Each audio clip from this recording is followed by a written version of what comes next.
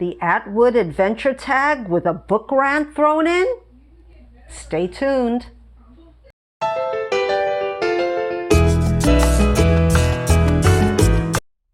Hello booktube, I'm Marilyn Maya, also known as the Baby Boomer Booktuber, and I'm here today with a tag. I was tagged by Kelly from Books I'm Not Reading, and I'm doing the Margaret Atwood adventure tag, and the tag was created by Jolene from Bookworm Adventure Girl. I have to say at the outset, I've never read a Margaret Atwood book, though of course I'm familiar with many of her books like The Handmaid's Tale, and I do plan to, read at least one of them to see if I like it or not. I don't know if it was just too hyped up for me, the books or the series, or that I heard a few negative reviews on BookTube about some of her books, but I want to find out for myself. So let's get started. First question is, before publishing her first collection of poetry in the early 60s, Margaret Atwood had several other jobs, including working at summer camps. What was your first job? Well, I worked sort of in a summer camp, but it was a settlement house. If you're familiar with Jane Addams, she started Hull House in Chicago, helping immigrants with English and paperwork and whatever they needed to survive in a new country. And then there was Lillian Ward, who started the Henry Street settlement house in downtown Lower East Side of Brooklyn, where there were many immigrants, including my grandparents who came to that area of New York City. And I was brought up in Williamsburg, Brooklyn, and we had the Williamsburg Settlement House. So my first job at 14, and it was a government program for teenagers who needed jobs to work in a settlement house, helping others being students who are having trouble in school, and we had to take a test to see if our reading vocabulary was high enough, and then we would help them with their homework. And during the summer we would have different programs that we would help out with, and I worked there for like 3 years. So that was my first job, and it kind of kept me into social work the rest of my life, basically. So that was my first job. Number 2, while growing up, Margaret Atwood's family spent several months each year living in the bush in northern Ontario. What is a survival skill that you have that would help you survive living off the grid? None. Absolutely none. And I can prove it. I wrote a book, and I'm editing another book. I'm writing another book, and this chapter didn't get in the book, and don't worry, I'm not going to read you the whole chapter, but it kind of shows you how helpless I was from a very young age. From 1958 to 1962, I was shipped out to Camp Vicamus in Butler, New Jersey, whether I liked it or not. I'm not a natural camper. I hate mosquitoes, hard bunk beds, and cold showers. That was Vicamus and more. When I had to pee, I dreaded tramping down a path in the middle of the night to the dirt and bug-caked latrines with only a cracked flashlight for guidance. I hated rousing to the sound of an off-key bugle call and having exactly 10 minutes to get ready for the mess that was called food in the mess hall. I hated the always present picture of the unknown liquid called bug juice. It tasted like pesticide, but never killed any bugs. And it goes on, I go on to say that I hated the hikes too, because they gave you one canteen full of water. And if you finished the canteen the first 15 minutes like I did, you were stuck. So no, I would not do good in the bush. Next question. Number 3, Margaret Atwood grew up reading comic books. Do you have a favorite comic book or comic book character? I started reading comic books around the age of, 7 or 8. I loved Betty and Veronica and Archie and the Gang. But even before that, I would read classic juniors, which were comic books or what we would call graphic fairy tales. And I love them. I think I read all of them. Unfortunately, I wish I had kept them because maybe they were worth something. I know that they would have been worth something to me if I had kept them, but I moved around a lot, and that's another question that's coming up. Number 4, Margaret Atwood is not only a poet and author, she has also illustrated books and shown her creativity in so many ways. What are some ways that you are creative? I would say I was always creative. I wanted to be either a translator or an actress or a singer all my life, and I've always been creative. I've danced on stage, I've acted on stage, I've sang on stage. Not in that order. I've always loved to write. I've written books, and I had one published by a UK publisher who thought it was worthwhile, and it was called From Agoraphobia to Zen. It did quite well, but because the publishing company was British, and really they didn't care too much about their authors, they didn't edit my book correctly, and I took it out of print, and I'm writing another one. So I would call myself creative. And also, I like to make jokes. So if you've seen my videos, you know what I mean. Okay, so number 5. Some of Margaret Atwood's writing is inspired by myths, folktales, and fairy tales. What is your favorite myth, folktale, or fairy tale, and why? I always loved fairy tales, which is, I always say, is unusual because I don't really like fantasy novels. Maybe I overdosed on fairy tales, but I liked Hans Christian Andersen, and I was lucky enough to visit Denmark and go to his house. And my favorite, I have so many favorite Hans Christian Andersen tales. I love The Ugly Duckling, especially because I related to it.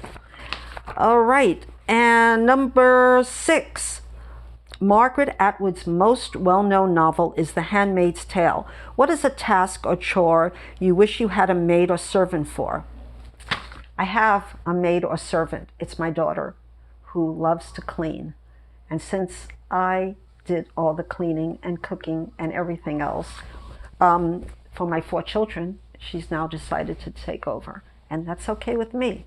I do some cooking, and I do light chores, but I don't really get into the strong stuff anymore. So yeah, I never liked housework. So I'm glad to let her enjoy herself. Number 6. No, I'm wrong. Number 7. The themes Margaret Atwood writes about have stayed consistent in all her writing for over 6 decades. She writes about the role of men and women in society, relationships, religion, marriage, and identity, to name a few. If Atwood were to write a novel about you, what are some of the themes she would need to include? If you look at the title of my first book, From Agoraphobia, which is fear of going out of public spaces, to Zen, which was just a play on words. I'm not a Zen Buddhist, but it's uncovering the core of my anxiety and reclaiming my life. So she would have to write about anxiety, mental health, surviving different traumas. But since she won't write it, I'm gonna write it, or I wrote it. Okay, 9. Okay. 8. Margaret Atwood has created words for her novels. She has talked about how this makes it difficult for translators of her work. Do you have a favorite word? What is your favorite? I probably have favorite words, but I'm thinking, my son also wrote a book. He suffers from mental illness, but he was a wonderful poet, and his favorite word was sublime, and it's in a lot of his poetry. So I'll just say that. And I also write poetry, so I love words in general. So I try not to have a favorite word, because then they become sort of a crutch that you use whenever you can't think of a word. And that's true for writing books as well as writing poetry. So, number 9. Margaret Atwood was born in Canada and lives in Canada now. But she has also lived in other countries like the United States, England, France, Germany, and Scotland. What countries have you lived in? And what is another country you would like to live in? Do you have time for this? Okay. I started out living in, well, I was born in New York. I lived for a while in Puerto Rico, where my first husband is from and my father is from.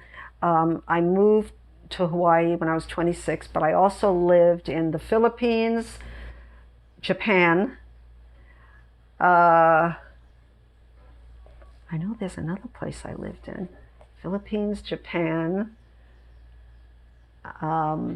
If I think of it, I'll tell you. Spain, of course. That was the first place I moved to because I wanted to become a flamenco dancer. So I moved to Madrid, of course. Who wouldn't? I didn't become a flamenco dancer, but I had a lot of adventures. And what country would I want to live in? I think I picked the best place to live in, Hawaii. I don't like the cold weather. I also lived in Minnesota. It's not another country, but it felt like another country to me because the culture was quite unique. And it felt like I was living in another country in the beginning, and this was in 1990, around there. I went to college there. Where would I live now? I don't think I would want to live anywhere full-time but Hawaii. But if I had to live somewhere part-time, I would like to live in London maybe, or Paris. Not Paris. Actually, I'm hoping to be able to travel to France in a couple of months. And if I'm able to, I want to visit Provence, where I've never visited before. And I heard it's a lovely place. I don't think I'll ever live there, but it's a thought. Question 10. Margaret Atwood is an advocate for caring for the earth. What is something you do to help take care of our planet? So I was brought up poor, and we didn't have a lot of accumulations or toys. In fact, I didn't really have toys. I was watching a YouTube video about this book that's written, and I don't have the name of it, and I'll try to find it and put it down in the description box. But it was a study of these researchers who went to 36 families and counted up all of the stuff that they had in their house, and they were mostly families with children, middle class, and the amount of stuff was, as you can imagine, very extensive. But the toys, it seemed to like go into almost every area of the house. There were it was almost like a toy kingdom in a lot of the places. And I don't think that growing up I didn't have toys, and I never really got to that point when I grew up that I wanted to collect a lot of stuff like toys, and and I guess I collected books, but I don't buy a lot of clothes. I like to shop used clothes. I like to I don't really shop anymore. I don't buy a lot of bulk items in food. I don't go to big box stores, things like that. So I think when you're counting your pennies and you want to spend them for the right thing, for me it was always traveling. So I never really, so I think that's what I do. I save the planet by not overbuying. Okay, the next question. So it's question 11. Margaret Atwood is passionate about animal rights, and some of her writing has included animals and reflections on animals. What is a topic that you are passionate about?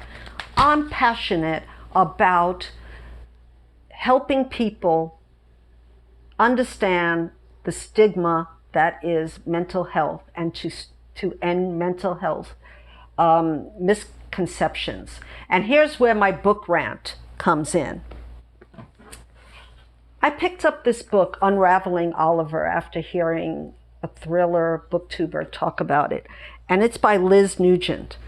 And I realized later that I had DNF'd one of her newer books, Lying in Wait. But I read the book, and I have to say the good part first. It was a well-written story. It's called Unraveling Oliver. And it says, Oliver Ryan has the perfect life. Elegant and seductive, he wants for nothing. Sharing a lovely home with a steadfast wife, Alice, who illustrated the award-winning children's book that have brought him wealth and fame. Until one evening, after eating the dinner Alice has carefully prepared, Olive savagely assaults her and leaves her for dead. Number one, I don't want to unravel Oliver. He's a sociopath. We know already that what he did in the beginning, in the first chapter. So it's not a whodunit, it's not a thriller, but what it is a misogynistic character study of a horrible person who destroys many lives and ends up, and this is a spoiler, so I'll put a spoiler, 3, 2, 1. He gets off. That's the spoiler. But what I really hated about this book the most is that we're looking at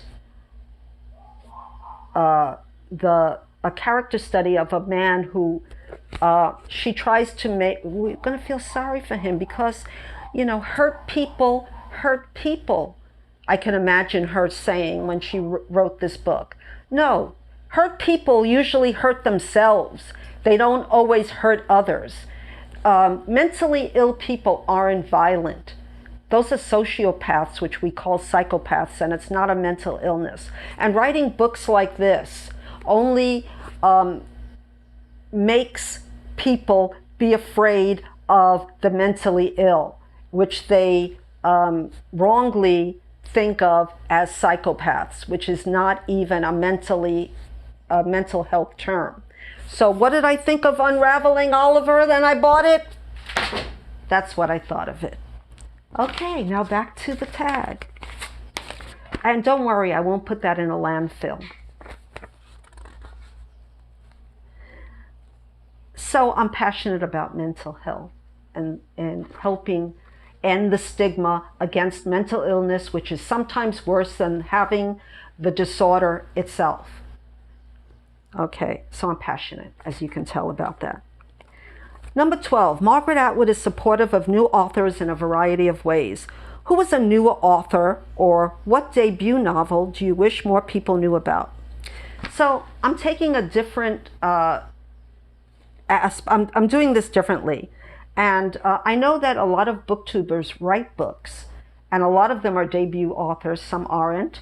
And the next was to tag some favorite booktubers. I'm going to tag some author-tubers and invite everyone to look at their work.